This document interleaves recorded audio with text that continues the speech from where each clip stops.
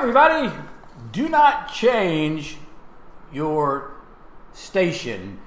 Indeed, this is the Women's Online Wellness Thirsty Thursday Facebook page, or Facebook Live. It's not a page.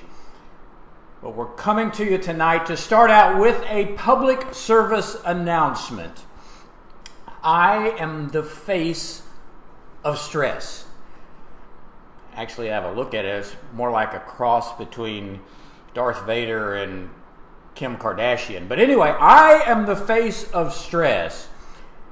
If you see me walking down the street, cross to the other side. If you're driving in your car and someone cuts you off, just smile at them and wave and don't acknowledge me. If I'm in your bedroom at night, just, that's wrong on so many levels, I don't even want to go there. If you see me poking out from behind your boss's pocket when he's telling you to do these 10 more hours of work by in the morning, just ignore me because he's probably a jerk anyway. Stress is everywhere. Stress is pervasive. Avoid me at all costs. This is actually how I look after a night of call. But anyway, getting back to stress, you want to stay away from stress. Well, let's stop this. The reality is you can't get away from stress. Stress is everywhere. Stress is pervasive. Stress is in every activity that we do, especially in a COVID world. We are bombarded by stress from the moment we get up to the moment we go to bed, and hopefully be able to sleep through all this stress. And I get that. I realize that everybody I've seen in the last 3 months has had some type of manifestation of stress, and that's normal because our lives are stressful anyway. You throw all this other crazy viral garbage on top of it, and it's a wonder that we're not all going nuts at this point.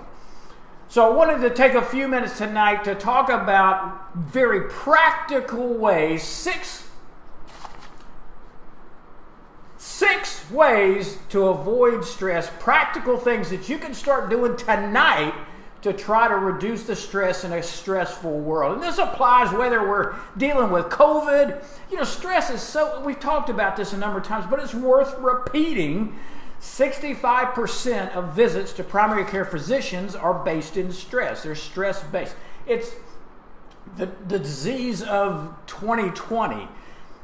And the important thing to remember about stress, it's perception. Just like, it would be so easy if stress really looked like the guy that you saw at the beginning of this. If you saw him walking down the street, you wouldn't have any trouble avoiding stress, but it's so insidious, it's so pervasive, and it's so difficult sometimes to address, but we all know how it manifests. It's like a virus in many ways. We can't see it, but we see the results. We see the effects. We see what it does to us on many different levels. So it's absolutely critical. And I know that repeating myself in some of these videos, which I know some of you hadn't watched, so you better go back and review them. But repeating myself, repetition is the mother of learning. And if I can do anything on this Facebook Live, is try to get across some things that will improve virtually every aspect of your wellness. And many of you who've been on this before, who've been around for the last couple of years, who understand the terminology, you know that wellness goes way beyond just the absence of disease. Wellness is that balance in mind, body, and spirit. Yes, it's great not to have a comorbidity or a disease, but what's even better is never to get there. And one of the ways to try to avoid that or minimize the likelihood of you developing those issues is to try to reduce the stress and anxiety that we all have in our lives. And remember, when we talked about stress before, it's critical to understand that stress is a perception, it's a belief, it's a thought. There's not this guy that was walking around out there that you can detect and get avoid. It's in your head. When we tell somebody stress is all in your head, well, the reality is it is. There's physiological pathways that are created in our brain that actually cause us to have the physical emotions associated with stress, the rapid heart rate, the things we normally associate with panic attacks, feeling lightheaded, clammy. Some people even pass out. And sometimes we don't even have those manifestations, but inside our body's going nuts. It's like a battleground in there, and it's creating all kind of havoc. So I say all that as a precursor just to justify how critical and how important it is to get a grasp of this, to understand what can I do to get rid of this garbage? What can I do to at least minimize it? You may not get rid of it. The only people who are stress-free are dead. We don't want to go there. But we want you to be able to minimize it and live your life on your terms. Live the life that you're meant to lead. Live the life that you can thereby leave a legacy for those. And that's what this viral spiral we've been talking about from the very beginning is. This viral spiral of taking care of yourself and your family, doing something meaningful for someone else, and then finding purpose and meaning in this crazy time. Because if we can come out of this and be a little bit better tomorrow than we were today, and you have to define what that means. In the context of tonight, it's maybe a little less stressed. But if you can accomplish that every day, then you're going to be okay. You're going to come out of this okay. You're going to do fine.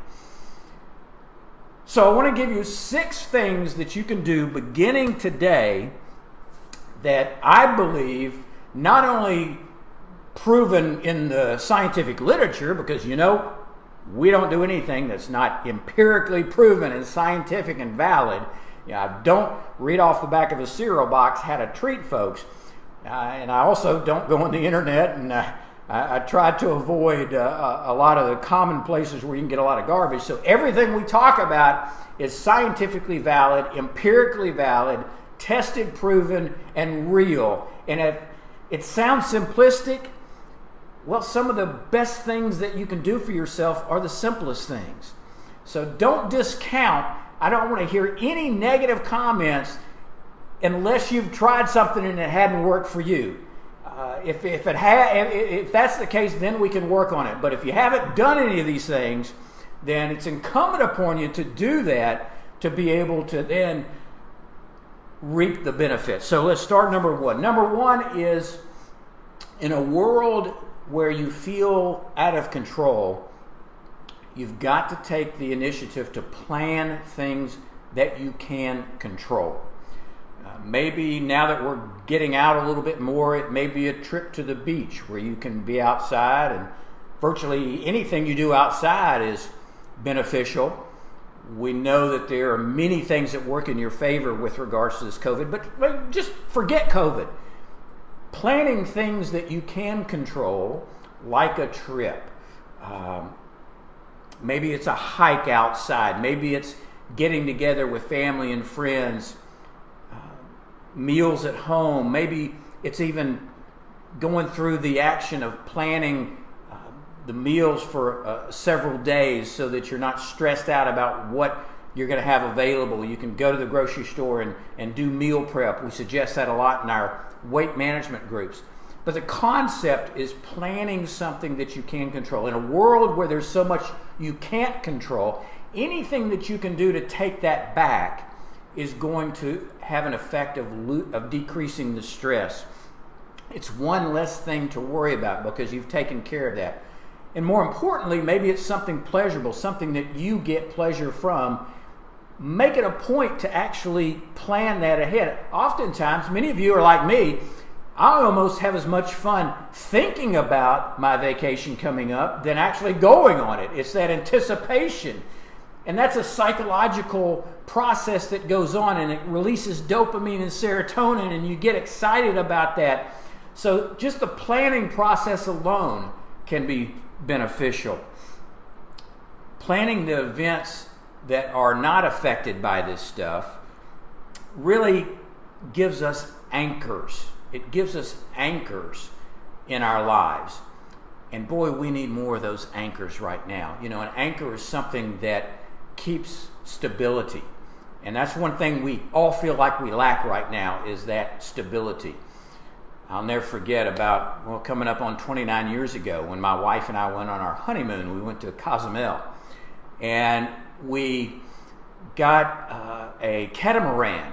And we were going to go out on the ocean and the catamaran. And, I'm not a big water guy. I mean, I knew from an early age that roller coasters, any kind of motion stuff, kind of made me a little queasy.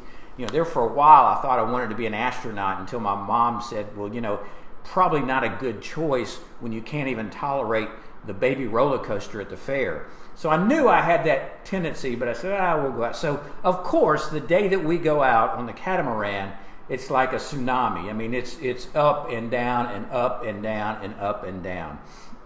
And I can remember after the first 30 minutes, I was begging the guy that was doing the sailing to just please anchor, just please let us stop for a few minutes so I can feel good for at least a few minutes. Just anchor the thing so we're not doing this the whole way.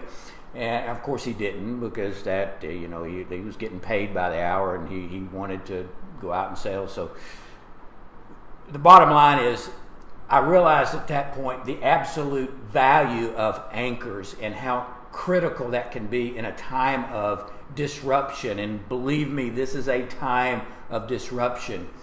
And when I thought about it, anchors are nothing more than habits. You think about what really cements you in the place in turbulent times. It's those habits that you form.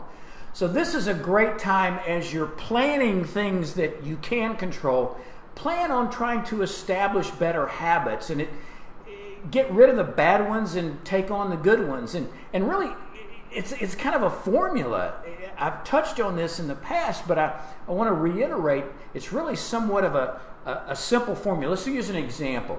What normally happens? How do habits get established? Well, let's take the example of, say you work in a building, 10-floor building, and your evil, horrible, terrible, nasty boss has a Krispy Kreme donut shop built in the lobby of that building.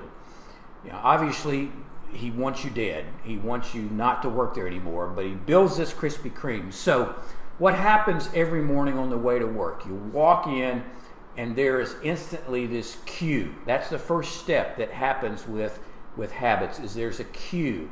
And the cue is the smell and the sight of the donuts.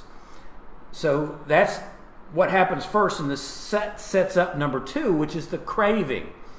That cue happens, you smell the donuts, and you start salivating. I mean, it almost gets to the point where a week later, you just walk into your office, you walk into the street in front, and you start salivating like Pavlov's dog, because that cue has almost dictated that kind of craving reaction. So of course you smell them, you go in, you crave the donut. So the third thing is the response. So you respond to the craving and you go buy the dad burned donut. And then fourth is the reward. And that's of course where you eat the donut. So that 4-step thing, cue, craving, response, and solution, is critical to any kind of habit formation or getting rid of habits. So let me explain that a little bit, because I think it's important. When you want to create a good habit, say you're home for COVID and you've got more time on your hands. Well, even if you don't, this still works then. The first thing you want to do in establishing a good habit is make it obvious. Make that cue. Remember we talked about the cue. Well, it's obvious that Krispy Kreme is right there. That cue is visible. Well, let's make that a good habit. Let's just say that you want to snack healthier. Well, the way to make that obvious is to make good, healthy snacks in your line of vision. Make them visibly apparent. It's that simple. That one thing sometimes can make a dramatic difference in how you snack. So make that cue obvious, the smell, the sight. The visibility is oftentimes the immediate cue, but we use all our senses with that. The second is that craving. Understand that you want to show value in that. You want to make it attractive. You want to be able to, that craving is tied into how much value, how much attraction. Is that something you really want? Is it something you like? Is it something you enjoy? And that takes sometimes some mental gymnastics. You have to do that. You have to work through that and figure out ways of making that apple, that snack, yeah, that's attractive. That's something that's good for me. That's something that's healthy, and you get that pattern set in your mind. And then the response, instead of going buying the donut, you want to make it as easy as possible, and that goes back to making it available. If you wanted to make something that wasn't so easy, say you were trying to break the bad habit with the donut, well, one way of doing that is to just make it harder to get the donut, meaning that don't carry extra money with you. All you have is your checkbook, so you don't want to go in and write a check for $1.65 for a donut. So you make it a little more difficult. Even that small barrier can impact that habit formation. So you form those habits by creating the beneficial cue, by making it easy, by making it attractive, by making the response something that's satisfying. And again, that takes some thinking depending on whatever habit you're wanting to form. And if you've got a bad habit and you want to get rid of it, you just do that in the reverse. The cue, you remove the cue. Start going in your office a different way. Avoid the dad-burned donut shop so that you don't associate going into your office with the cues. So avoid those cues, and that can apply to a multitude of different habits that you establish. So you've got to sit and think about this, how it applies to your individual life. Make it difficult. I already mentioned about the snacks. If you've got horrible snacks laying around the house, hide them. Make them physically harder to get to, and the likelihood of you eating those and getting that viral 15 goes way down. So make it more difficult. It's simply physically getting it out of range and putting the good stuff in range. And then the fourth part about making it the reward is make it where it's not satisfying. I mean, feel the pain of what happens when you fulfill that particular craving or you complete that bad habit. Obviously, there's a reason why you're considering it a bad habit. So you want to be able to articulate that and think about it in your mind, because that's what's going to go a long way towards helping you to reduce that. So going back to that original thought, plan the things you can. Hopefully habits are some of the things that you can plan because you're in control of that. You're in control of those thoughts. And if you can use this time to get rid of some of the bad stuff and build up the good stuff, then you'll come out of this, regardless of COVID, in a better place, a healthier place. I read something the other day, so many of us think that our genetics determine so much. Now, I agree, genetics play a big role in our lives, but let's take cancers, for example. Studies indicate that only about 2% of cancers are directly related and solely related to genetics. That means 98% of cancers are multifactorial, meaning that genetics play some of a role, but a huge part of that is behavior, whether it's smoking or eating or not exercising or being sedentary. So we're not prisoners of our genes. We have many ways of overcoming those predispositions. That's like when women come in that have certain genetic predispositions for breast cancer or for ovarian cancer. There's a lot we can do to head off to alter the expression of those genes. It's not a death sentence because you have one of these things like BRCA or these other genes that you can find out from things like 23andMe. They're not a chain that limits your ability to live your life. If those are identified, you pull your head out of the sand and you identify those things, there's actually a whole lot we can do in this day and time with regards to prevention. Even from 5 years ago, we know so much more now, even than 5 years ago, about how to alter the expression. Sorry, I'm getting choked up here. I'm going to have to get who was that guy that was talking politically and took the sip of water and that just blew his campaign right out? Anyway.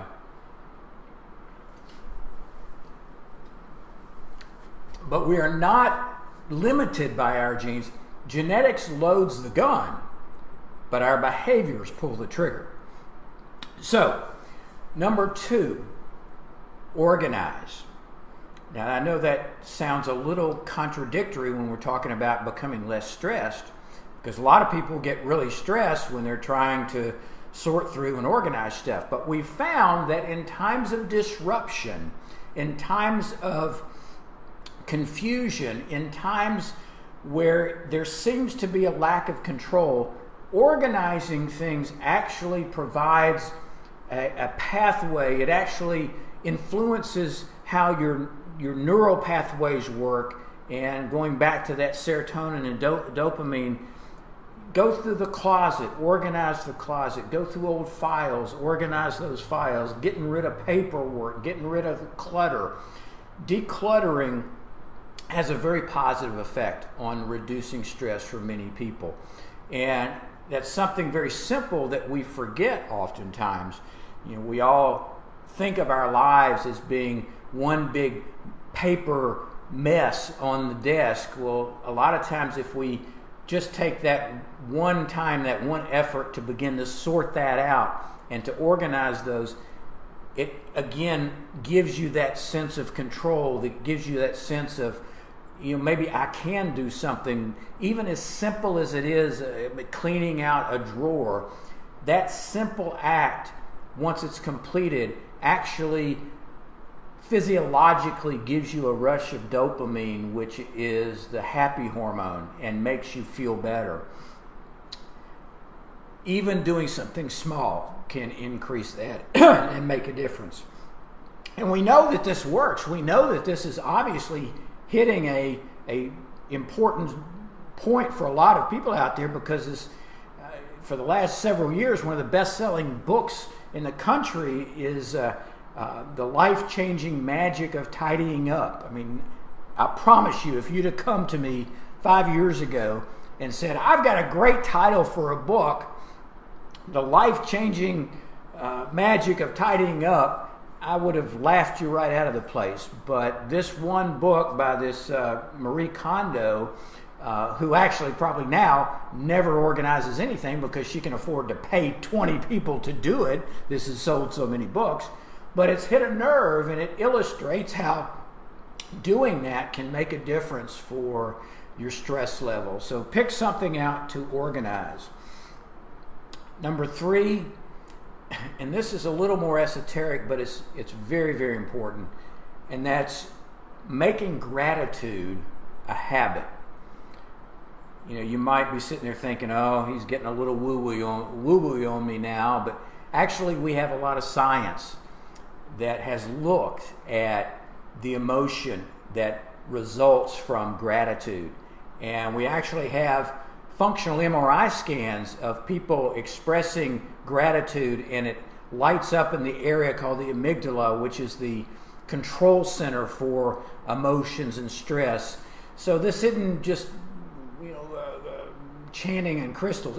I never forget, I was talking to an older lady about 3 or 4 years ago. She was probably in her 80s, and I was telling her about some alternative approaches to stress reduction, like prayer and meditation and Tai Chi, and she looked at me and said, Dr. Eaker, you're not going to get naked and chant, are you? No, not what this is about. Actually, I think she was a little disappointed in retrospect, but this is anything but woo-woo. This is really hard science, that gratitude and the attitude of gratitude really makes a difference, especially in these kind of times, especially in times where it may not be at the forefront of our minds to express gratitude to ourselves, to others, to those who are around. And there's some simple ways of doing that. You can do what we call a gratitude journal. And that's where you just literally take 5 minutes every morning and just write down 3 things that you're grateful for. I mean, let's face it, guys. Where we are in the United States, with all our problems and all our drawbacks and all our issues and stress and strife, we are still light years better off than most everybody else in the world. And that's not being hubristic, that's not being nationalistic, and that's not being Democrat, Republican. That's being real. When you look at the statistics, if you have a place to sleep and you have plenty of food and you own a television and you own a car and you have a retirement plan, you're better off than about 96% of the rest of the world. So we've got to keep our context, our perspective, and understand even the small things are important during times of stress to be thankful for, to carry that gratitude and make a conscious effort to do that. And it has to be intentional. You know, you can say, yeah, I'm grateful for this or great, but it really needs to be intentional. It needs to be concrete. It really helps to write it down and to even carry a token in your pocket. This is one little trick that a lot of people do. Will carry a charm or a rock or a cross or some type of object in their pocket that serves as a constant reminder to be grateful. So anytime they put their hand in their pocket to get change or whatever you'd carry in there, they feel that and it triggers that response to remember to be grateful for just being alive and healthy and well in this time frame. Those little things really can make a difference. And don't forget to appreciate other people. Let me clue, ladies, and this is specifically to you married folks. One of the most important things to your husband or your partner, your significant other, is feeling a sense of appreciation. There is very little that you can do that would enhance their sense of gratitude than showing your appreciation to them for being the person that they are, being the provider, if that's what their role is, or being the emotional support. It's very important to a man in many ways to feel needed and to feel appreciated. And anything that you can do that will express that will magnify in returns to you from the sense that they get that they are appreciated. So that's just a little nugget to take home with you. And don't forget to appreciate yourself. You know, oftentimes you forget, you know, you're pretty incredible yourself. You're a pretty neat person. You're pretty unique. You're doing some stuff that no one else in the universe is doing. It may not be breaking the bank on Wall Street. It may not be solving the problem of COVID-19. It may be as simple as being there when your kid needs you, or it may be as simple as a kind word to someone who's having a hard day. So be grateful for the really neat person that you are. We forget that too often. And each one of you has a gift. Each one of you has a purpose. Each one of you has a reason that you can achieve, or a way that you can achieve whatever that purpose might be. And don't ever forget that it's during these times that we really need to pull that character out. We need to really figure out what it is that we can do to make the world a little better place tomorrow than it is today. And each one of you has that gift. Each one of you has that. And it doesn't have to be something stupendous. It may be a very, very simple act of kindness that could impact someone's day, make them smile, and that's worth it. In this day and time, that's worth it. So don't forget, there's no thing any too small. Another thing to help us stress during these times is don't forget about your health. And in particular, don't forget about the things that you can do from a prevention standpoint. There is tremendous value in prevention. We've talked multiple times about the big risk for COVID-19 are these comorbidities that develop. Well, the best vaccine against these pandemics is being in the best health you can be. And oftentimes that involves understanding what your risks are, both evident and maybe not so evident. Sometimes it takes some investigation. Sometimes it takes some tests. Sometimes it takes blood work. Sometimes it takes just going over a family history. But that can be invaluable in being able to lay out a plan, being able to design a individualized, personalized plan for how you can become a healthier person and leave a legacy for those that look up to you, that depend on you, whether it's family, friends, other people who see what you're doing and say, I want some of that. So use this time as a time for developing those skills and walking with someone who can help you with that, to develop the skills to really reduce current problems, but more importantly, prevent future issues. I mean, we're all talking about health span here. We want you to stay vigorous. We want you to stay engaged. We want you to stay doing the things that make you happy. And inevitably, that involves being in good balance of mind, body, and spirit. So use that time effectively to do that. Be creative.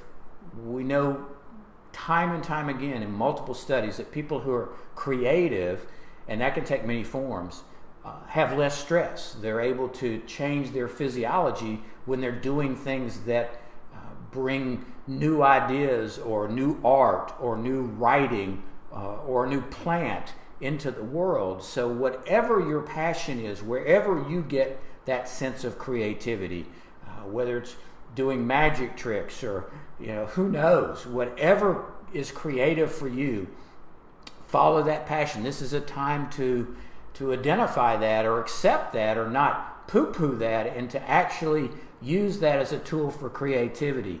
If you've always felt like you had a novel inside you, begin that. Use that creative sense to overcome some of the issues associated with the stress.